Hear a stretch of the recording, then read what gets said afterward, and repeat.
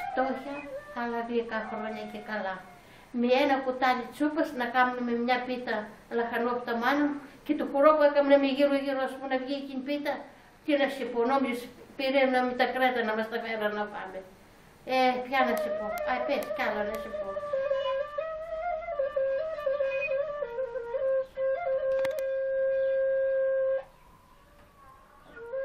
Νοικιάζαμε ένα σπίτι, ήταν ένα δωμάτιο, σε ένα δωμάτιο μέναμε. Και τι σπίτι είχαμε και διπλανούς άλλους. Ήταν 2 δωμάτια αυτό γενικά το σπίτι και ήμασταν μια άλλη οικογένεια, πάλι με 8 παιδιά και 2 γονείς 10 και εμείς στο ένα δωμάτιο 6 παιδιά και 2 γονείς.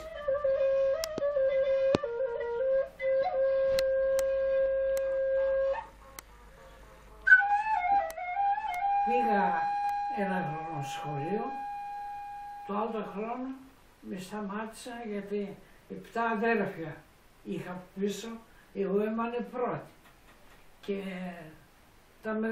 τα πρόσεχα τα μεγάλωνα και δεν μπορούσα να φύγω.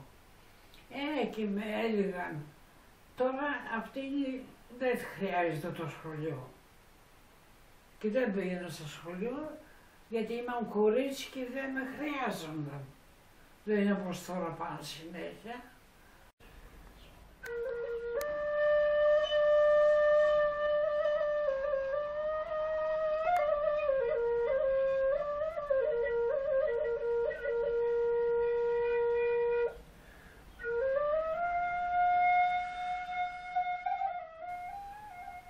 Κατά τις 3 η ώρα, τι ώρα, άρχισε να χτυπάει η καμπάνα, μπαμπα. Τι γίνεται, έχουμε πόλεμο με τους Ιταλούς. Ανακοίνωσε η αστυνομία ότι έχουμε πόλεμο. Άρχισε ο κόσμος να συγκεντρώνεται μπροστά εκεί που είναι το Δημαρχείο τότε, τώρα. Ο κόσμος όλους ήταν σκορπισμένος βέβαια και στα χωράφια σπέρναν τότε τις σίκαλες, τα σπαρτά. Ήρθαμε εδώ, μαζεύτηκε όλος ο κόσμος, μικροί μεγάλοι εκεί, αλλά δεν ξέρανε ποιοι στρατεύονται, ποιοι δεν στρατεύονται. Είπαν οι αστυνομοί ότι έχουμε γενική επιστράτευση. Είναι σχεδιασμός. Κλάματα κακού. Σκόρπισε ο κόσμος, πήγαν στα σπίτια τους, όσοι στρατεύονταν, ένας έφευγε νύχτα. Τον ξεπηβουδούσε η οικογένειά του με τα κλάματα.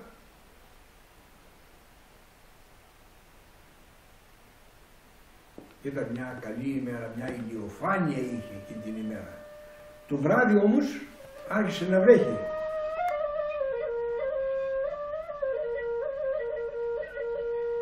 Έρχονται τα αεροπλάνα και τα άκουσαμε να έρχονται τα αεροπλάνα από εδώ. Και όλοι οι μεγάλοι έφευγαν. Και εγώ καημένη έμενα μοναχιά. Και εδώ είχε μια γιαγιά από τους κουτσανάδες, από το κουτσάν του Σταύρη η μάνα, και εγώ με την κίνια πού να πάμε να κρυφτούμε μέσα στο κουμάσι που ήταν το βρούι. Εκεί και περνούσαν τα αεροπλάνα και έλεγαν τα αεροπλάνα έρχονται και τα που μου βάλουν. Δεν τα κοίταζαν εκεί οι μεγάλοι, μας έλεγαν.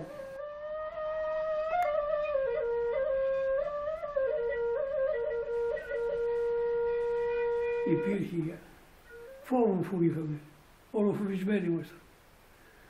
Εγώ τότε όταν έβγαινα, γιατί το πρωί ερχόμουν κάνα 2 ώρες στο σχολείο, μετά πήγαινα στα γίδια και πήγαινα εδώ πάνω σε ένα ύψωμα, το έλεγα εμείς Καμπράντσο Ντούμπα, έτσι λιγόταν. Ήταν του Μπάρμπα Πασκάλη ένα εδώ πέρα που είχαμε, του είχε πάνω χωράφωρο, το όργανο, την Ντούμπα πάνω.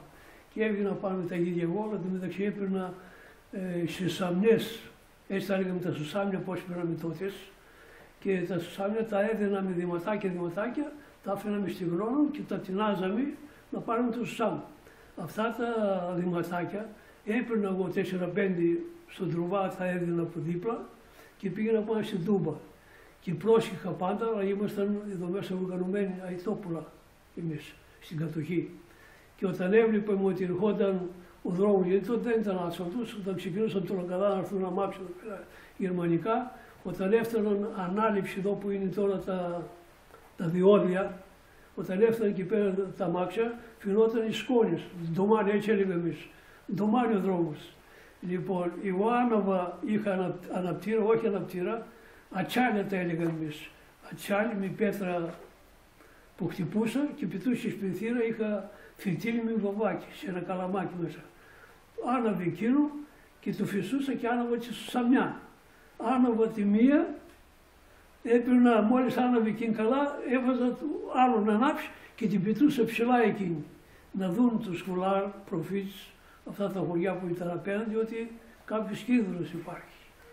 Αυτά μας είχαν διδάξει, ας πούμε, εκείνη που είχε τότε και με αυτά ασχολιόμαστε εμείς περισσότερο.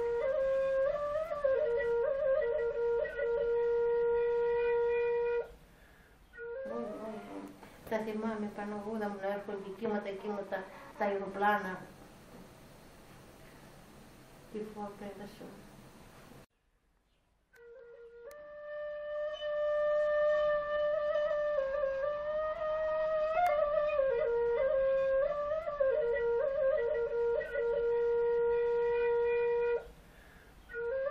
Συνάμα, όταν γύρισε ο παππούς μου από τον πόλεμο της Αλβανίας, τώρα φτάσουμε το 41 τον Απρίλιο, αφού τον είδα τον παπά μου να γυρίζει από εκεί, δεν τον γνώρισα καθόλου και ερχόμαστε με τον παππού μου, ας πούμε, να ποτίσουμε τα ζώα στη βρύση. Λέω, παππού, ένας γύφτος. Ρε παιδί μου, λέει, δεν είναι γύφτος, είναι ο μπαμπάς σου. Και τότε ο μπαμπάς μου πήρε στην αγκαλιά του, ας πούμε, μ' αγκάλιασε και είχε ένα σακίδιο τότε που από το στρατό όπως ήταν, και εγώ αμέσως με να πάρω στο σακίδιο, ποιος ξέρει τι θα έρθει από εκεί.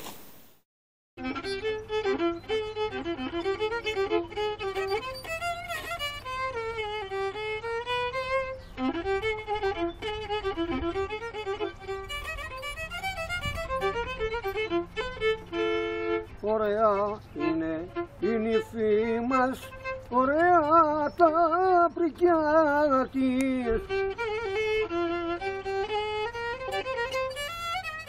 Χρόνια φτωχά, αλλά χρόνια ανέμελα για τους παππούδες. Ζούσαν ευτυχισμένοι παρά τη φτώχεια τους. Γλεντούσαν πολύ στο πανηγύρι του προφήτη Ηλία, στους γάμους, αλλά και κάθε Κυριακή κάποια παρέα έπαιρνε από το σπίτι λίγο τυρί, παστομένο χοιρινό, λουκάνικα, αυγά, στο χωροστάσι, τα νταούλια εκεί. Και μαζευόταν όλο το χωριό και γλεντούσαν μέχρι αργά το βράδυ, χορός διπλός και τριπλός. Αυτό εδώ κάθε Κυριακή γινόταν.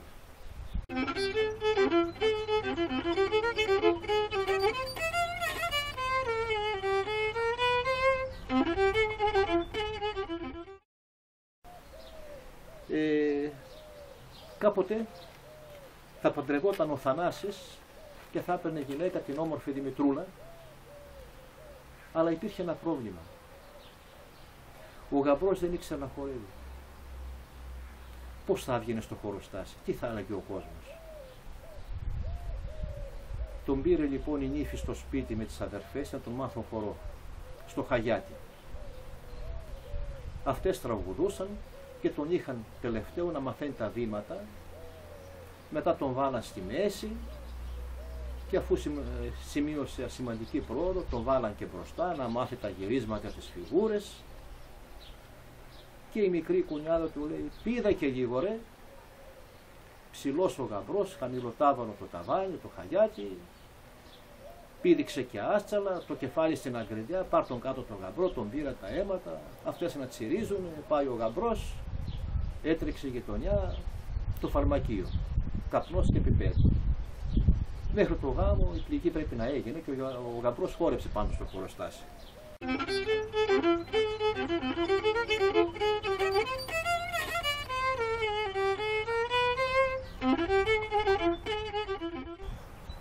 Και χόρευε μια νύφη, αλλά το κρύο, επειδή είχε πολύ, το βροχοχιόνιζε που λέμε, μάλλον σφιχτό κρύο, παγωμένο, η νύφη τώρα τα μπράτσα όξω για κρύο είναι. Ο Μπαρμπαποστόλης. Και γύρωσαν εμένα, έλεγε πολλά. Αρχίζει τώρα, βλέπει την ύφη τρέμει, αλλά κρύβωναν και αυτοί. Αρχίζει ο Μπαρμπαποστόλης τώρα με το λαό του. Βρέχει, βρέχει, πέφτει χιόνι και η νύφη μας κρυώνει. Γυράζουν ο κόσμος, βλέπουν η νύφη τρέμει. Παιδιά του Γαρσελαμά, στα σπίτι φίλια. Αλλιώς θα μας έτρωγε τα γυάλια. Το έβγαλε το στιχάκι μου Νάκος.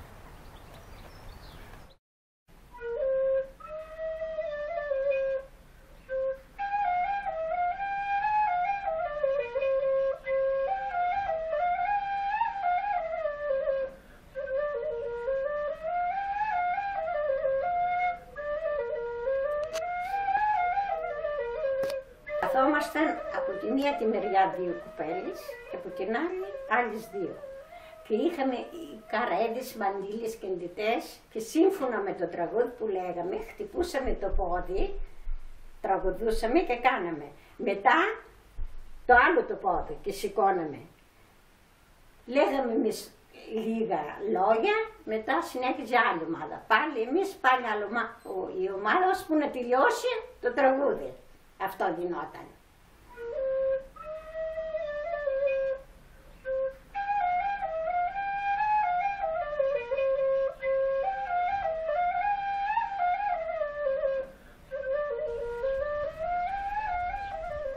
Στα βαφτίσια πιο πολύ χαιρόταν τα παιδιά.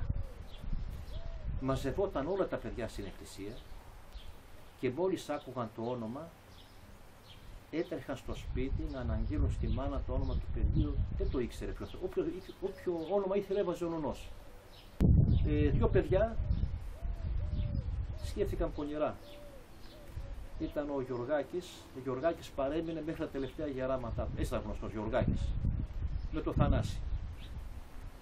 Ο Θανάσης θα ήταν πάνω στην εκκλησία και ο Γιωργάκης στο χωροστάσι.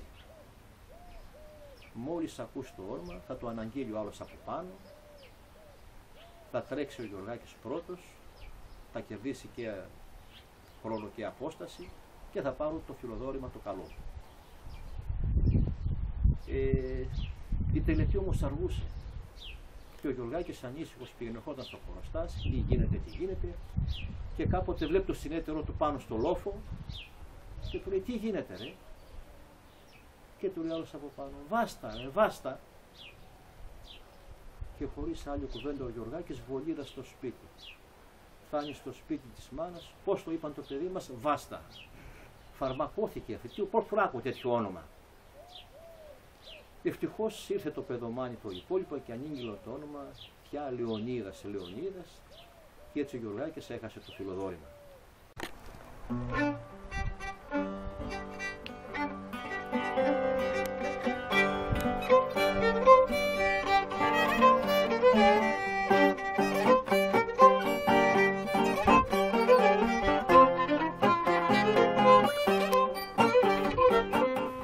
Η συμβουλή είναι να προσέχουν και να μην μαλώνουν μεταξύ τους. Να προσέχει καθένας τι λέει και πώς σέβεται τον συνάνθρωπό του. Να σέβονται και να αγαπούν τον κόσμο, να τον εκτιμούν τον κόσμο. Να ακούτε τους μεγαλύτερους που έχουν περάσει τόσα άσχημα, αυτοί από την πείρα τους θα σας πούν τι να κάνετε, τι συμβουλία θα σας δώσουμε. Ο άνθρωπος πρέπει να πάθει για να μάθει. Θα μάθει μόνοι σας, αρκεί να ακούτε τους μεγάλους. Αυτά που λέμε τώρα, ίσως θα βγάλετε κάποια συμπεράσματα. Ότι έχουμε περάσει πολύ πιο δύσκολα πράγματα από ό,τι περνάμε σήμερα. Σήμερα για μας δεν είναι δύσκολη αυτή η εποχή. Εμείς που ζήσαμε χωρίς ψωμί, για μας δεν είναι τίποτα. Πάντα να λέτε ότι υπάρχουν και χειρότερα.